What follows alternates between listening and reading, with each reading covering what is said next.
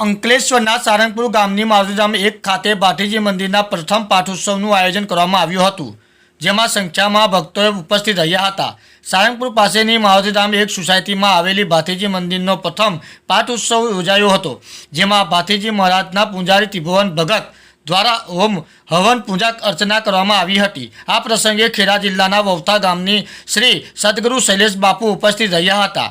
આ પાઠોત્સવમાં નિમિત્તે ગામ ઇન્દોરના ધીરજ પરમાર અને દિલીપ કાપડિયા અને નિકોરા ગામના ઊભા ભજન મંડળ લોકો ફૂલ આરતી સ્વાગત કરવામાં આવ્યું હતું. ત્યારબાદ ભજનના સભ્યોએ ઊભા ભજનનું આયોજન કરી ભજનની રમઝટ બોલાવી હતી. આ અવસરે સોસાયટીના રહીશો હાજર રહ્યા હતા.